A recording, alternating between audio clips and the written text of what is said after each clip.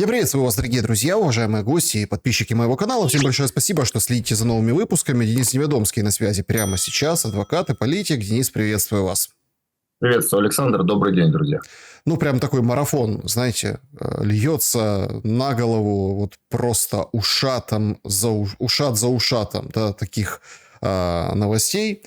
Значит, что мы имеем сейчас? Женева прошла, закончилась, из 28 пунктов появилось 19, и уже прямо вчера, это свидетельствует о том, что американцы торопятся, нам сообщили о встрече в Абу-Даби Дрискала, нового представителя Трампа по вопросам урегулирования в Украине, с российской стороной. Также быстро-быстро сообщили, с украинской стороны тоже кто-то в Абу-Даби есть. Этот кто-то не просто там. Хотя я пошутил у себя в телеграм-канале, лучше бы в Абу-Даби был Али-Баба. Но нет, там был Кирилл Буданов, и вроде как его называют, что он от Украины там. Переговоры в понедельник, и вот сегодня во вторник будут продолжены. Да, и представят вроде как, да, вот этот уже переработанный Женевский план, имеется в виду, где ситуация определена с конкретно вот этими репарациями, да, замороженными активами. Там вроде этот пункт убрали, писала пресса. Дальше о том, что нет ограничений на армию, ну и так далее. Сейчас есть сводная таблица, что предлагает Европа, что предлагает первоначально Америка. И до конца непонятно, какие 19 пунктов остались, но я так понимаю, что это ближе и туда тянется к европейскому плану.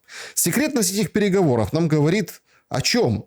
Или что за секретность такая, если они все знают? И как вы думаете, Россия воспримет урезанный план Трампа? Она-то и полный, ну, так-сяк воспринимает. Говорит, за основу в принципе неплохо, но давайте работать. Работа началась, а темп ее какой вы ожидаете?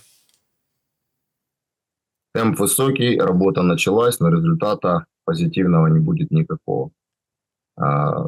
Те требования, которые были озвучены Москвой и подтверждены в Анкоридже, они неизменны. Поэтому это такой дипломатический футбол для того, чтобы каждая из сторон показала свою максимальную вовлеченность. То есть такая-то информационная война. Мир не стал ближе на самом деле, и мы придем к тому результату, который был оглашен в 2022 году на Стамбульских соглашениях, только по миллиону с каждой стороны ляжет в землю.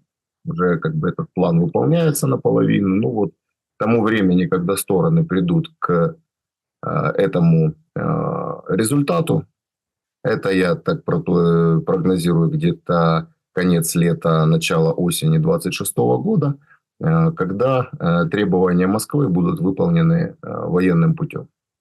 И тогда будет заключено соглашение. То есть максимальная задача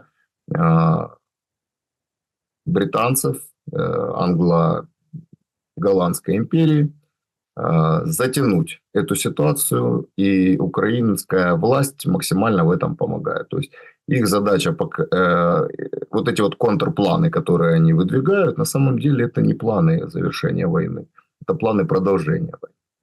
И задача показать, что на самом деле Трамп, скажем мягко, блефовал, когда говорил, что быстро завершит войну, и что он вообще сможет ее завершить, что оказывается Байден не так был и плох, и все, кто за Байденом стоят, и Камила Харрис, и показать, что на самом деле Трамп не способен прекратить войну.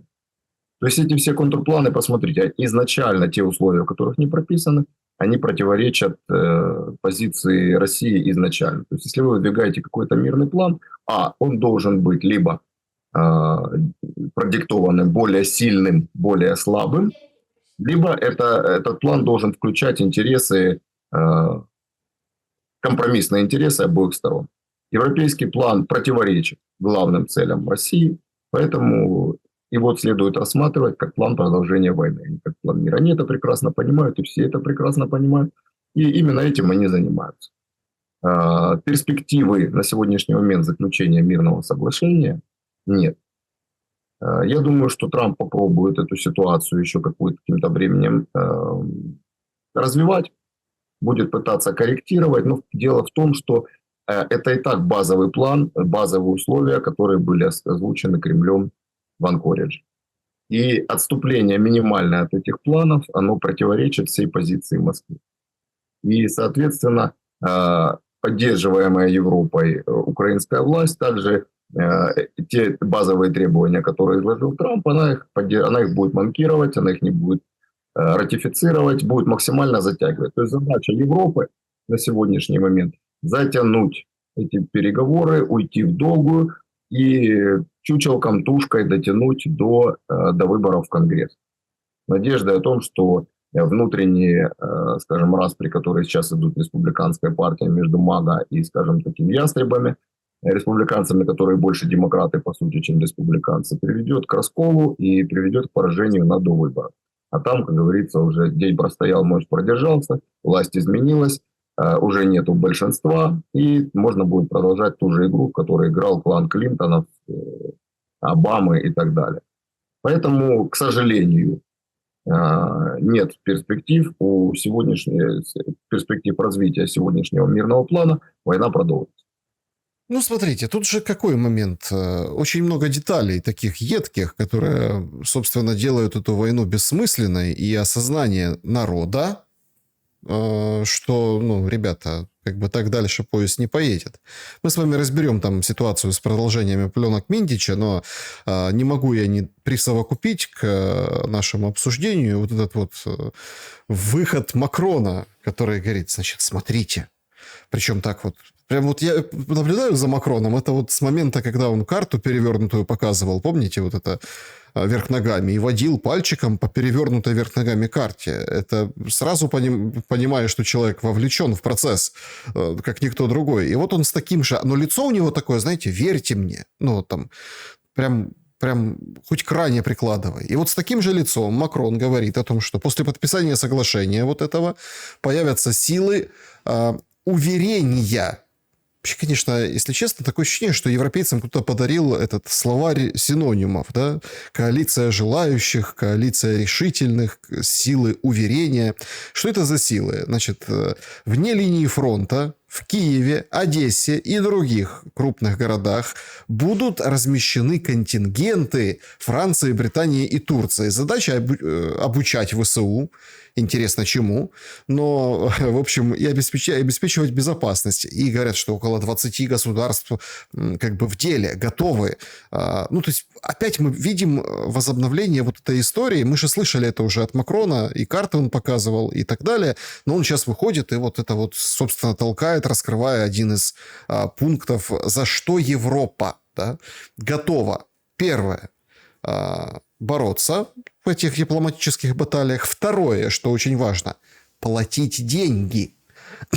Как вы оцениваете господина Макрона? Потому что, ну, это абсолютно же противоречит всем абсолютным и неабсолютным, и компромиссным, и бескомпромиссным задачам вообще этой войны и первопричинам. То, о чем мало кто говорит. Ну, как говорил Кучма, це вже було. И ровно как бы 100 лет назад ровно такая же история проходила, разделение Украины на зоны влияния. И с тем же результатом все это и закончится. Только в тот раз революция в России помешала сразу этим планам. Скажем, пришлось пройти через какой-то этап изгнания Антанты.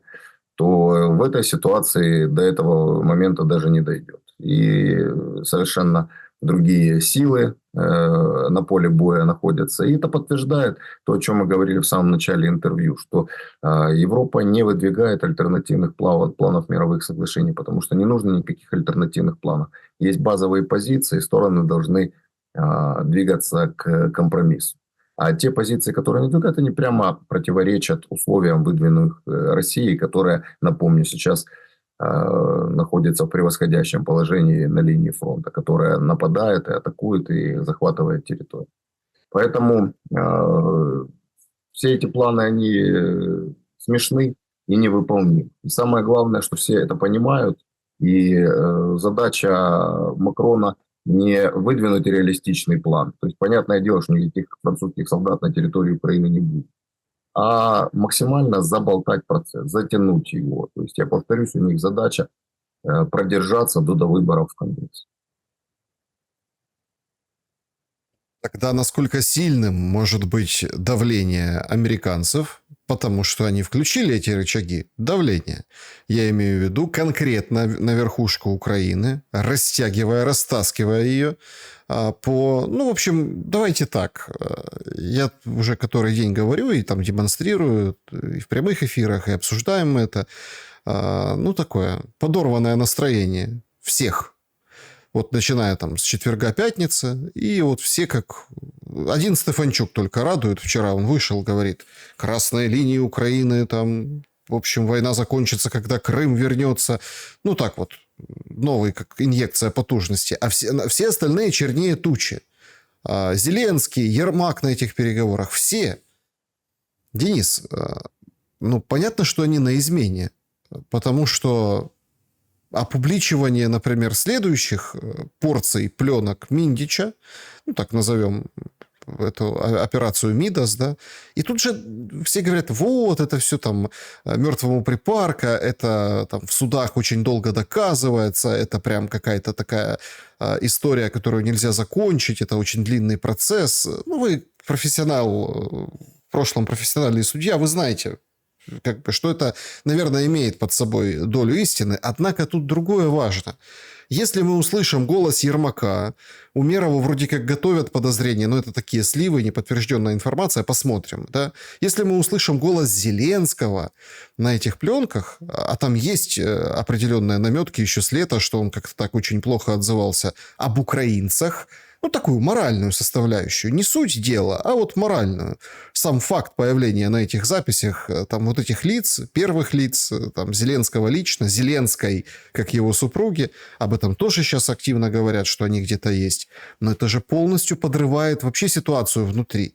У меня тогда вопрос. Если все закольцовывается на этот процесс затягивания, то смотрите, ведь это же очень хитро было бы, например, взорвать украинскую власть изнутри, ну, вот этими пленками, руками этих же американцев и НАБУ, и САП, а потом дружно, долго выторговать под это дело какую-то передышку у России, проводить выборы 100 дней и, собственно, выбирать и приводить к власти, да, ну, как бы новых гетьманов, новых там гауляйтеров, новых людей, которые с еще на новом кредите доверия поведут опять украинцев в бой и дальше сражаться.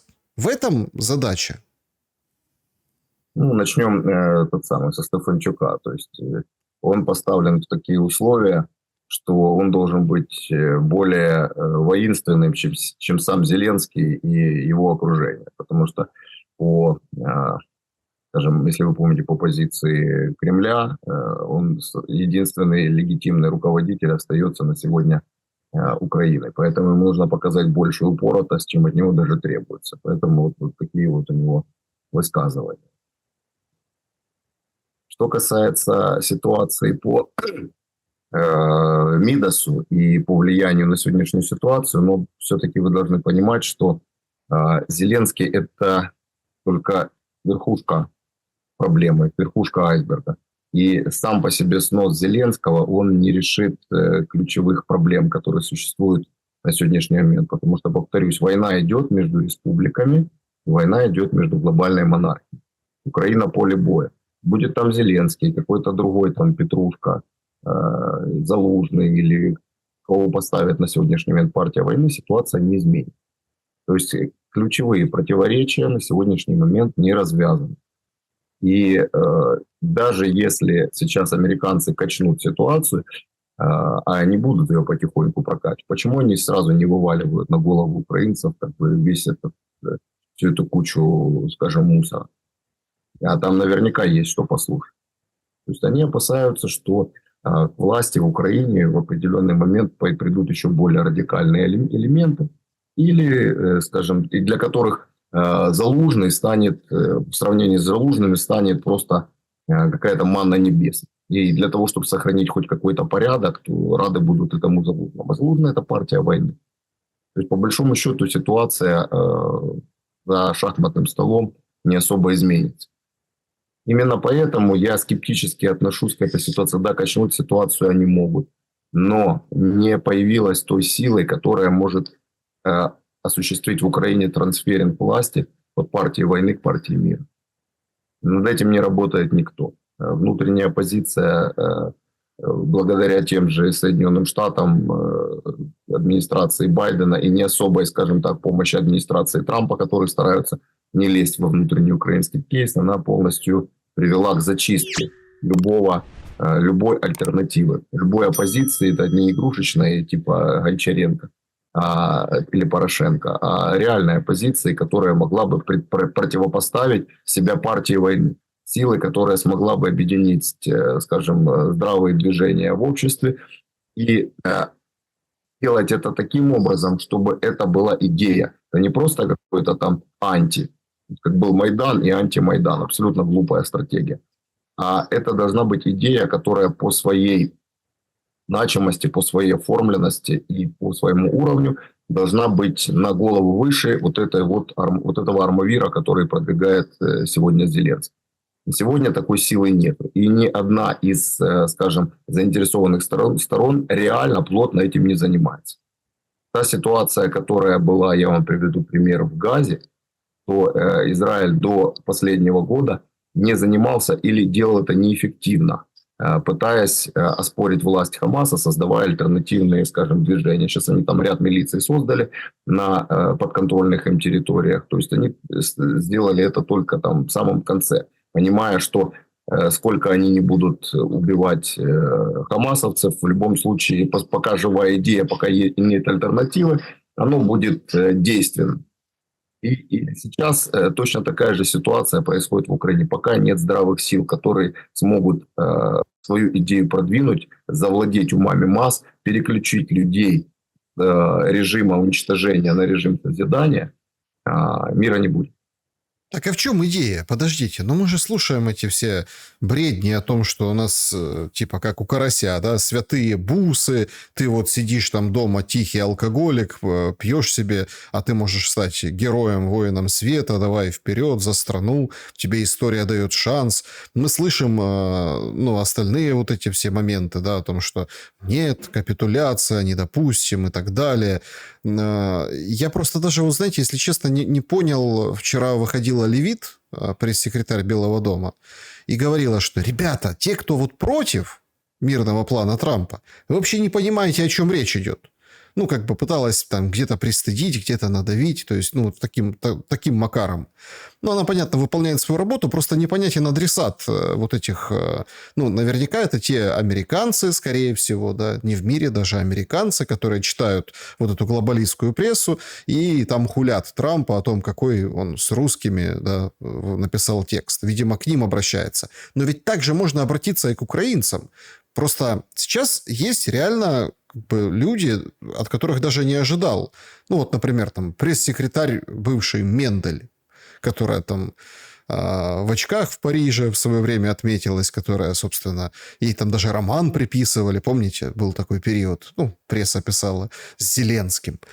Она тоже вышла, говорит, следующее предложение будет хуже.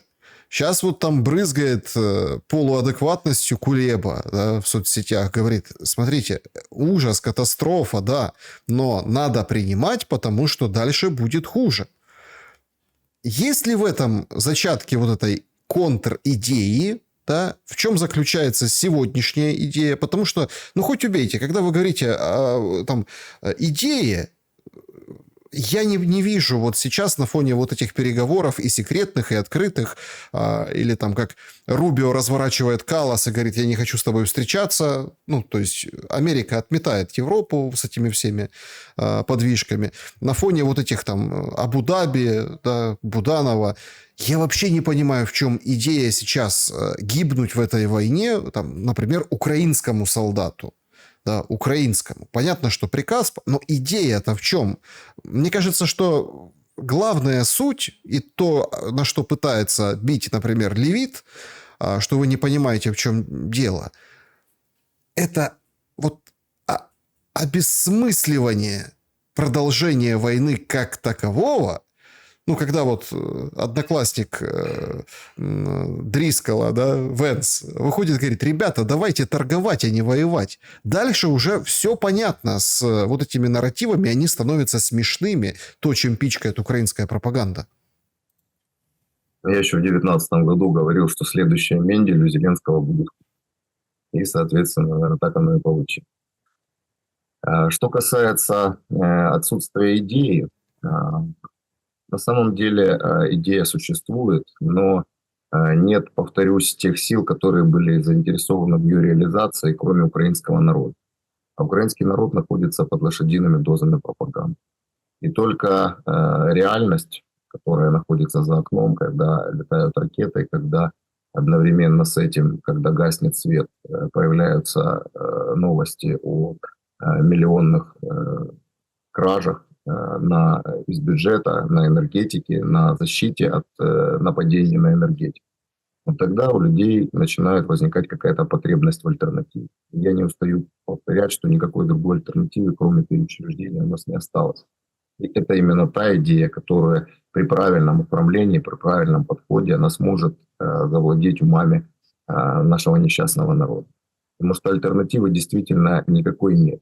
Мирный план – это, скажем так, передышка перед новым этапом войны. Из того, что я слышу по этому мирному плану, это так и звучит, что передышка на обучение армии, новая мобилизация, максимальная подготовка к новому этапу войны. Ни одного пункта из этого плана не говорит о изменении структуры отношений между воюющими сторонами. Беда в том, что и со стороны России нет конструктива. То есть понятие заключения мира, достижения целей для чего? Для того, чтобы уменьшить территорию, с которой придется дальше воевать, или поглотить часть территории населения, которой чем западнее, тем враждебнее будет настроено. Это все равно, что вы пускаете к себе в дом зараженного человека, который заразит весь организм.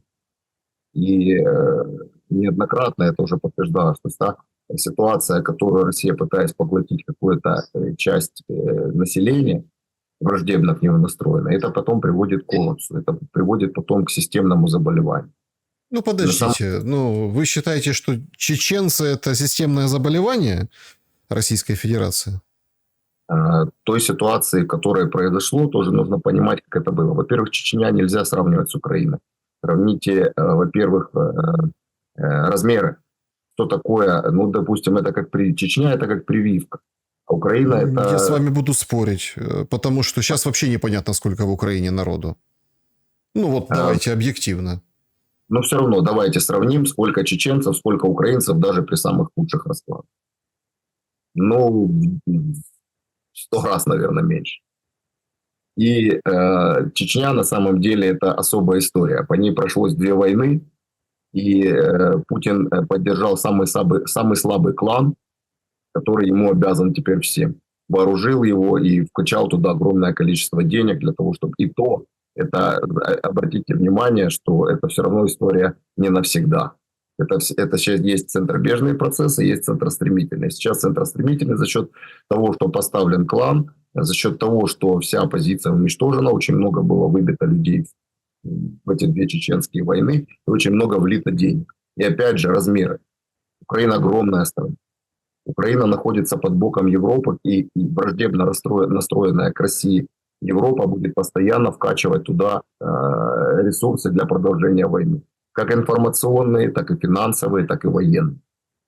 Поэтому поглощение какой-то части, оно может, вот как сейчас происходит постепенный захват, оно отвечает военным и политическим целям России. Но поглощение Украины в том виде, в котором сейчас есть, создание из нее федеральных округов, в конце концов подорвет саму Россию. Потому что нельзя сравнивать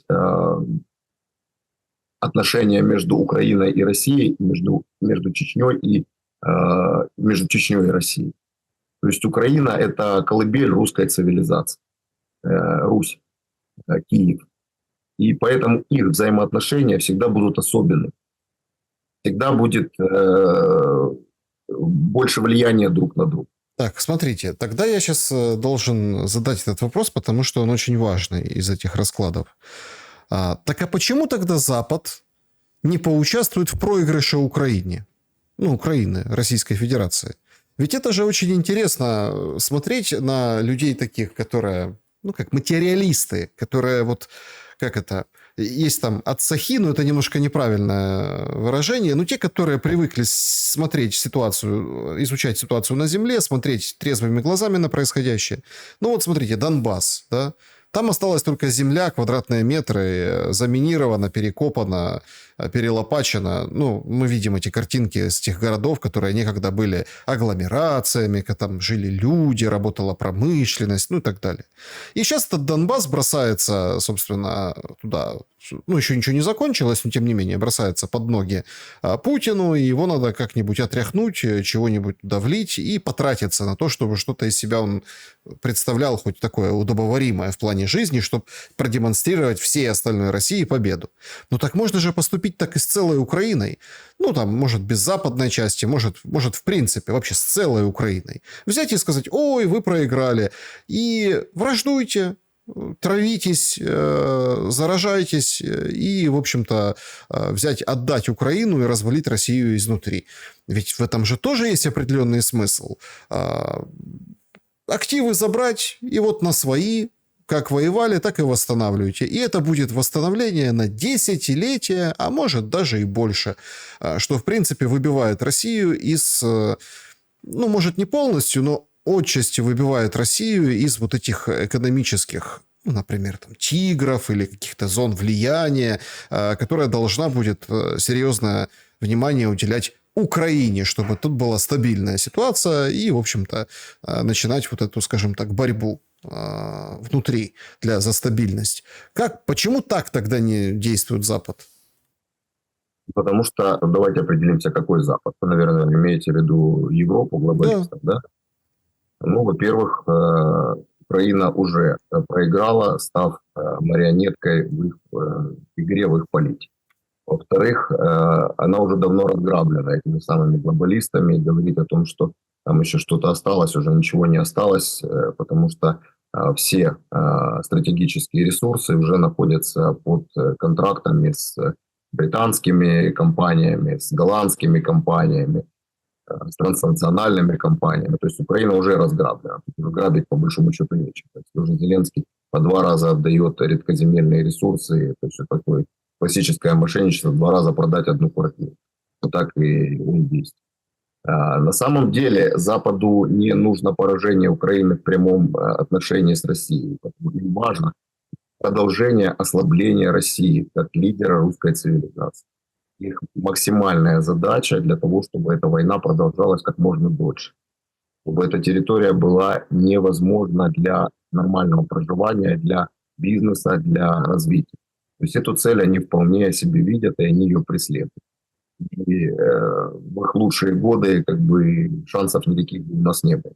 Другое дело, что геополитическая ситуация уже складывается таким образом, что вот эти все лидеры глобалистов, этой глобальной монархии, они по большому счету уже все хромые утки. Они не способны уже диктовать республикам, которые возглавляют Соединенные Штаты, и союзниками являются Китай и Россия, свои условия. Поэтому их бы воля, здесь бы была бы вечная война, вечное поле боя. Рождались бы люди и умирали, туда можно там с разных стран свозить ресурсы, главное, чтобы бойня не заканчивалась. А та идея, которая у нас сейчас существует, это тот самый пресловутый путь смерти. И этот карась, там, может, не осознавая то, что он говорит, он, в принципе, говорит вполне скажем, релевантные вещи для этой идеологии. Нечего сидеть дома, пойди и сдохни. Вот это в этом ты герой.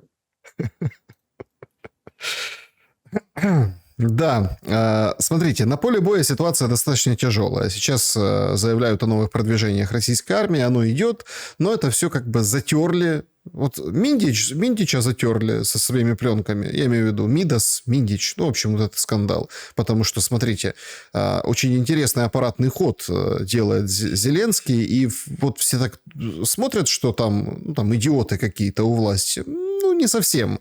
Потому что, ну, условно, вы же видите, Рубио...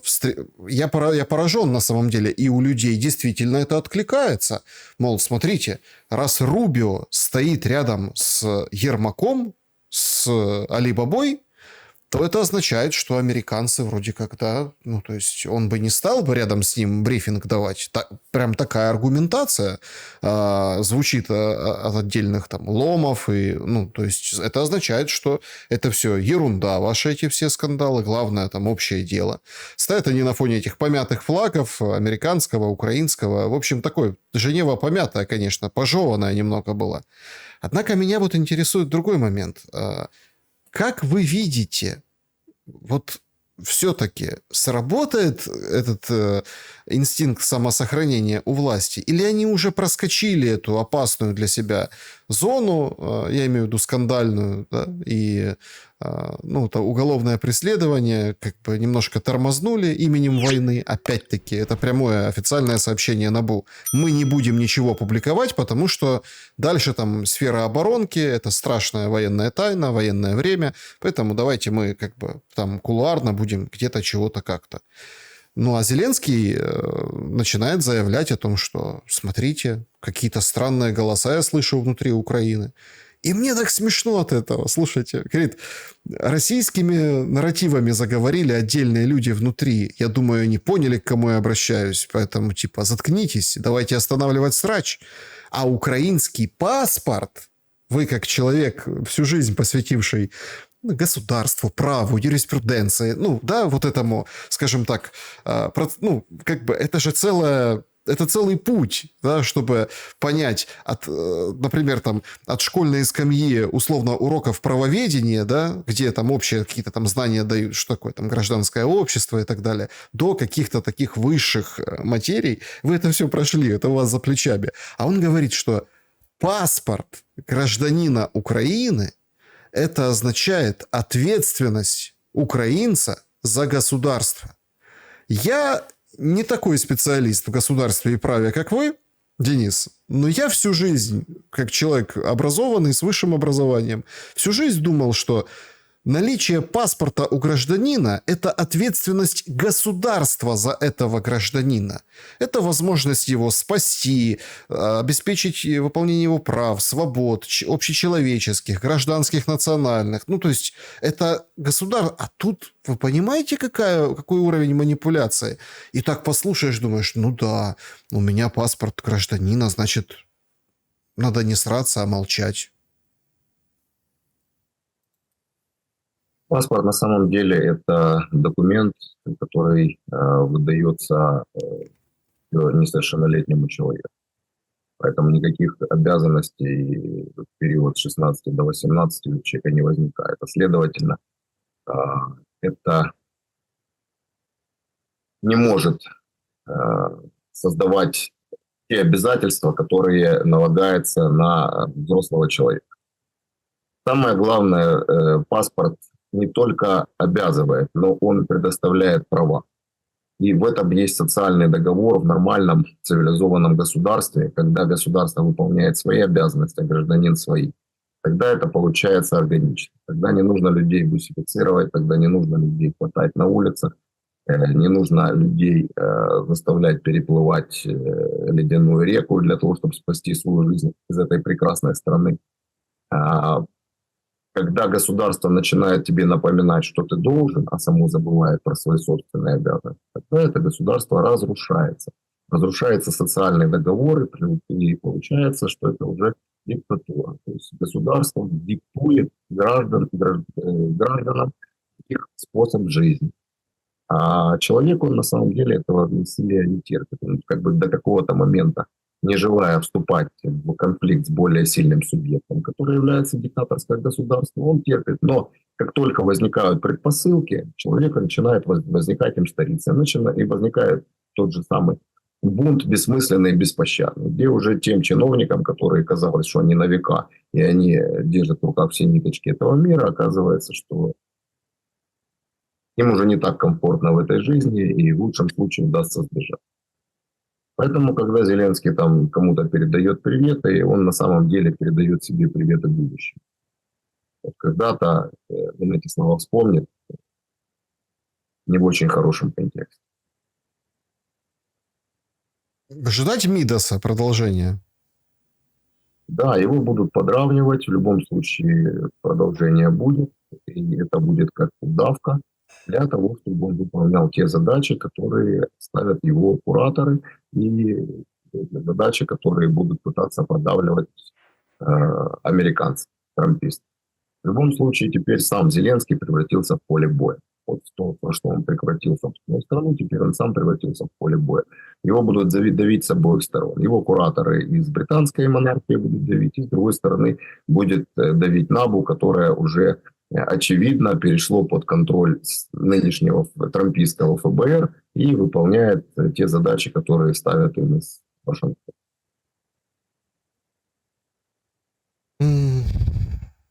Очень интересно, что в этих пунктах мирного плана есть выборы через 100 дней, ну, в первоначальной версии. А в европейском переписанном варианте, опять-таки, у нас есть официально опубликованный, что мы читали, европейский. Что там в этих 19, пока непонятно, потому что с россиянами сейчас договариваются, им презентуют этот план. Песков заявил, что вот придет черед, и мы, конечно, будем предметно над ним работать. Вообще, я хочу, чтобы вы как бы две вещи прокомментировали. Вот этот выборы и транзит власти, да?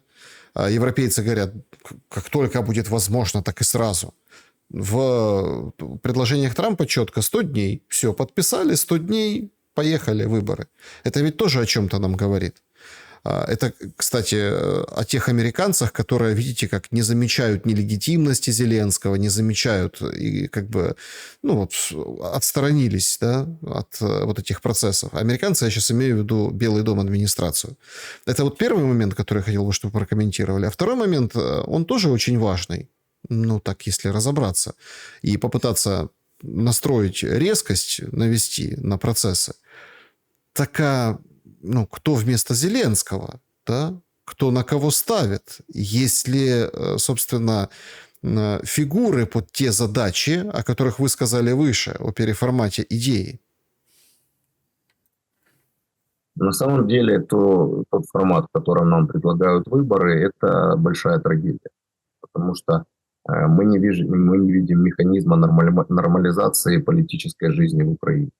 Ведь сам по себе, я уже говорил об этом неоднократно, что сам по себе факт выборов в Украине, в нынешней Украине, в тех условиях, которые существуют сейчас, даже при перемирии, он не изменит ситуацию. Вычищен полностью за 10 лет любая здравая идея, любая здравая позиция, они преследовались, на них сразу вешались ярлыки как пророссийских, прокремлевских, хотя на самом деле идеи были государственнические.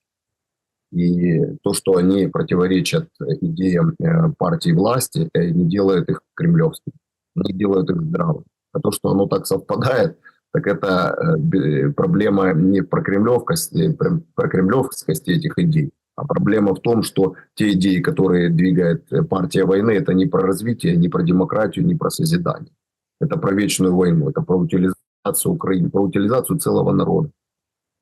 Поэтому в той ситуации, которая сейчас существует, когда не реабилитированы политические партии, не прописан новый избирательный закон, не реабилитированы политики, не открыты медиа. То есть это все свидетельствует только о том, что будет переформатирование партии войны и приведение к власти нового лидера войны. То есть, ну, если цель такая, то на самом деле, да, вы этой цели добьетесь. Легитимность получит новый лидер войны, и начнется подготовка к новой войне. И здесь как бы для украинцев ловить ничего хорошего не придется. То есть вы получите новую войну в еще худших условиях. То есть, да, вы как бы сохраните ту Украину, которая существует ненадолго, и тогда уже не будет никаких ни Минсков-3, ни 4, ни 5, это просто, ну, пойдет уже добивание. Я более того уверен, что Россия на самом деле не остановится, что она может и формально согласиться на план Трампа, но ни в коем случае не остановится. Она продолжит делать дипломатическим путем то, что делает сейчас военные. Они об этом открыто говорят, тут нет никакого секрета. Говорят, ну или военным, или дипломатическим мы своих задач добьемся. То есть нужно понимать, что они не будут терпеть под боком Украину антироссию. Тем или иным способом они будут этот проект уничтожать. Криво, косо, со своими ошибками, с посадками своих чиновников, с диверсификацией, с миллионом погибших. Но как империя они будут двигаться в этом направлении. И для выживания украинскому народу нужно это понять. И не тужить в садочку, как нам не повезло с геополитическим ландшафтом и местонахождением, а понимать это как условие задачи, условия для выживания.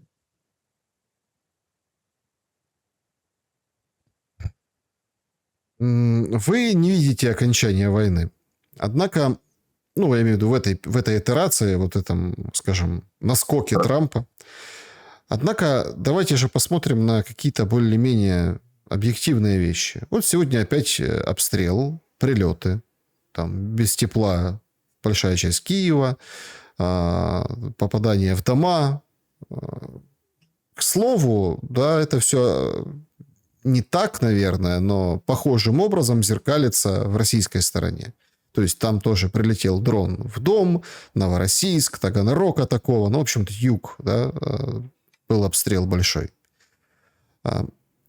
Я не могу понять вот сверхзадачи вот этого размена. Понятно, что там больше дронов, больше ракет полетело по Украине. С украинской стороны полетело меньше. Я сейчас не беру фронт, я сейчас беру только войну тылов, да, то есть фронт понятно.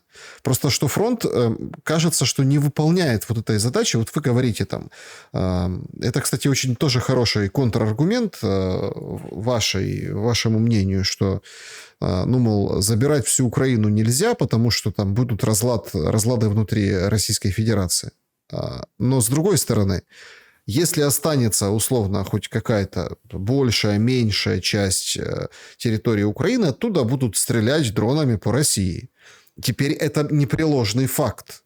То есть туда тоже будет угроза, прям физическая будет там угроза объектам и так далее. Дроны летят, видите, далеко. Плюс помогают там всякие диверсанты, потому что есть сообщения, что там по той или иной части военной или по тому или иному объекту стреляли или там взлетали эти дроны с соседнего села. Ну, это солдатики рассказывают, срочники, которые там, ну, в общем, на которых нельзя ссылаться, поэтому мы так и делаем. Ссылаемся, потому что это очень легко, этот аргумент разбивается. Ну, все люди знают, они видят тоже на земле, как и в Украине, как и в России, они между собой общаются. То есть пока вот это вот будет состояние, вот до тех пор и будет война.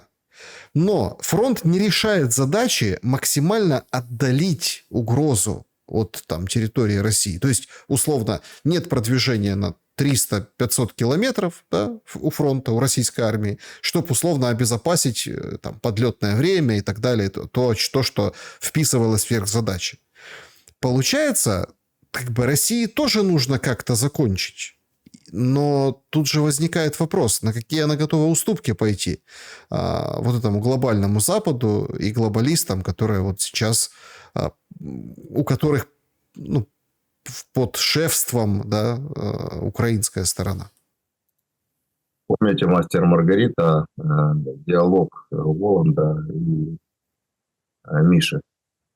Значит, и он говорит, что Кант создал 4 опровержения существования Бога и как насмешку над самим собой соорудил 5-е. Вот 5-е, он опроверг 4 доказательства существования Бога и как насмешку сам над собой соорудил 5-е. Вот и в этой ситуации вы сейчас высказали как не контраргумент, а наоборот, полностью обосновали мою позицию, которая как раз и заключается в том плане, что если Россия будет поглощать потихоньку, но оставит суть самого проекта, где бы он там ни был, там, во Львове, там, где-то еще, там, пока будет существовать Украина, они всегда будут находиться под угрозой быть атакованными. Они всегда это будет плацдарм для атаки на Россию. Именно поэтому важно было бы им сосредоточиться на поддержке создания такого проекта, который был бы направлен на развитие, на созидание, а не поддерживал бы и развивал существование антироссии. Пока существует антироссия в минимальном проекте, для России будет угроза. Сейчас не с лука стреляют, сейчас ракеты могут земной шар облететь. Поэтому, когда будет такое нужно, эти ракеты под названием «Фламинго» или «Фламиндич» или как угодно, на самом деле американские или британские, они будут лететь на Москву. Поэтому задача состоит не в поглощении какой-то части, не создании буферной зоны какой-то огромной, там, как в фильмах «Утопиях», а именно переформатирование, приложение всех сил для создания альтернативного проекта, который будет органичен, который будет не представлять для России опасность. И прежде всего не будет представлять опасность для собственных граждан Украины. В этом единственный выход из ситуации. Но как это... Смотрите, опять мы топчемся, ходим по кругу. Этого же невозможно сделать, пока финансовые, интеллектуальные и другие ресурсы полностью заточены на Запад и на вот это понимание культа смерти. Ведь за этот культ смерти людям платят. Люди берут плату. Кто-то молчит, а кто-то, например, выступает, потому что он не умирает на фронте, но числится в ВСУ, например. Да? Кто-то наоборот. То есть, вы понимаете, в чем дело? Тут же вот этот вот эпизод, опять-таки, скажут, сейчас это в комментариях напишут, шелест, что ты там, вот это вот все, опять это вспоминаешь. С одной стороны, это гениальная информационная операция. Ну вот смотрите, там же Голодомор, вот эти даты, сейчас Майдана даты пошли вот эти, да, то есть как святого Майдана для многих. Там же всех инициируют, все, кто не приезжает в Киев, всех с лампадкой туда, к Стелле давай там, поклонись тем, кто погиб на Майдане. А на этом же Майдане, например, певец нетрадиционной ориентации принимает предложение от такого же нетрадиционной ориентации военного, представляете?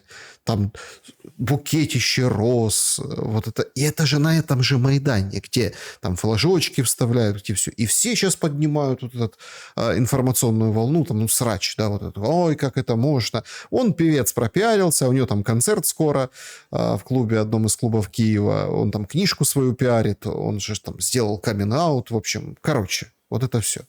Но с другой стороны, ведь это же, если для вас это такое место силы, условно, Майдан, да, где там память о павших, там, вот эти, там, 12 лет назад, да, или там память о павших, которая сейчас во время войн, там, что же, флажки вот эти. Так, а почему вы вот это вот позволяете? Или это такой степень свободы, мол, посмотрите, вот, да, военный ВСУ делает предложение. Понимаете, какой-то, если честно, такое деградация и в общем, нет вот этого единого, да, нет грамотного тоже вот этого построения. Но это все проплачивается деньгами, западными деньгами, западными смыслами. Россия должна сейчас, применив такие ресурсы и такие траты на эту войну, а давайте не будем там хорохориться, да, это дорого. Вот такая война с таким количеством месяцев и лет, это дорого для даже для Российской Федерации. Тут как ни крути. Так она должна, получается, потратившись на войну, тратиться еще и на переобучение и переобувание и переосмысление украинцев. Какой путь? Смотрите, внутри Украины ничего не родится. Это уже понятно. Это зерно не прорастет, даже если оно будет посеяно. А чтобы его посеять, надо удобрить и, так сказать, полить. Не могу здесь с вами поспорить. Вы действительно вывели правильную формулу. Потому что почему я не верю в нынешний мирный трек в ближайшее время? Потому что вот в этом и есть причина. Нет здравого зерна, которое здесь бы проросло и заменило бы культ смерти, заменило бы этот проект. Вы правильно сказали слово «деградация». То есть это как раз и есть политика глобальной монархии, античеловеческий проект. Туда входит экологизм, его еще называют экологическим фашизмом, культ смерти, То есть ЛГБТ это что же по большому счету? Что такое ЛГБТ? ЛГБТ это убийство брака. Убийство брака, в котором могут рождаться новые люди, в котором может быть семьи, у которых будут дети, у которых будут внуки. То есть это естественная эволюция. А это антиэволюционные движения. И с одной стороны, хотя это выглядит кринжово, вот то, что вы совместили на Майдане, на котором тут плакали, умирали, и есть любовь, но это же не та любовь. Это как раз продвижение вот этого самого культа смерти, замешанного на античеловеческой идеологии. То есть от этого брака не будет детей, от этого брака не будет развития, и от этого брака не будет прогресса. То есть культ смерти замешанный на вот этих античеловеческих ценностях. Поэтому все очень логично, органично и очень печально для украинского народа. То есть мы сейчас стали вот антиэволюция, антидеградация, точнее деградация и антиэволюция. Вот мы стали на этом пути. И мы являемся вот точкой бифуркации между нормальным миром и вот этим античеловечеством. И мы, к сожалению, находимся не на правильной стороне истории. И поэтому пока заинтересованные стороны действительно, зерна-то в Украине есть здравые, но не может быть ни в одной стране, чтобы не было здравых зерен. Да, их тут выкорчевывали, солью засыпали, перепахивали, как там в свое время Киев в 1943 году. Но учитывая то, что пытаются создать внешними факторами простые решения, просто как у Саакашвили было. Венс говорит, хватит воевать, давайте торговать. Для того, чтобы торговать, нужно сначала войну выиграть. А у них глобально, вот сейчас реально происходит между республиками и монархией британской происходит война.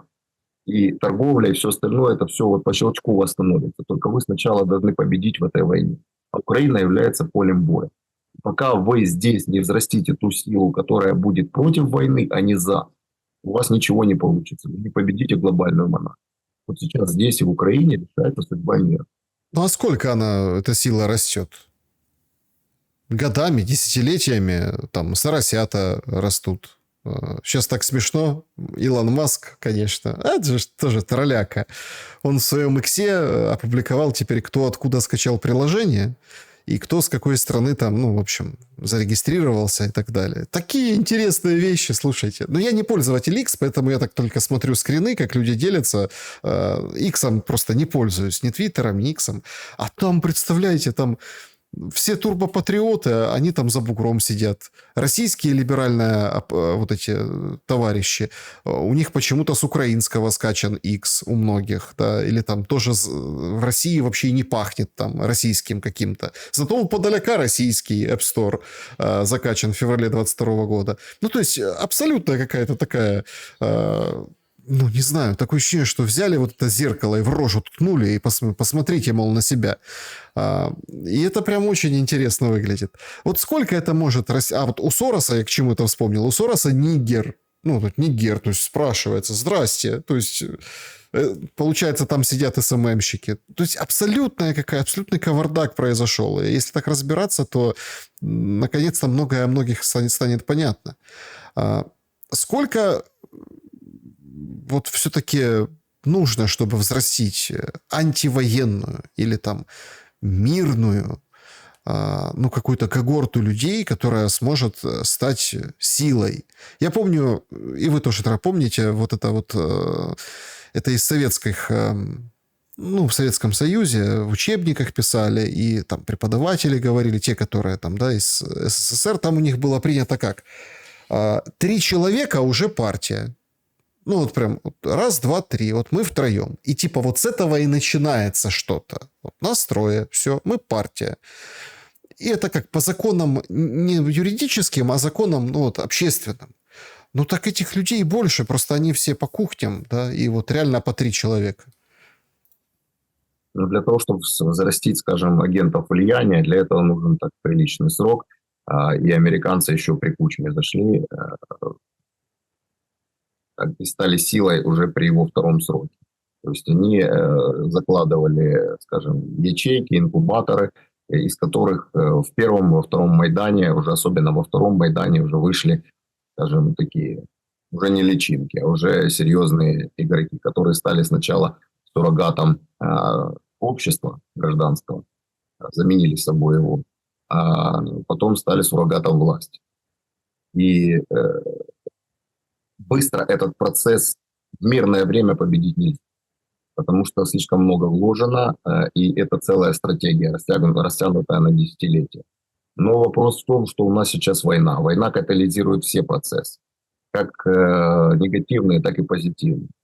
И имеющиеся зерна, здравые, безусловно, в Украине, при правильном подходе, при заинтересованности тех сторон, которые хотят прекратить эту войну, при правильном подходе, они могут вырасти как бамбук.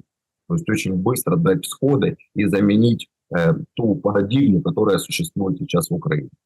Вот это вот будет единственный выход, который положит конец войне. Не торговля во время того, как летают дроны и ракеты, и люди погибают на фронте и в тылу.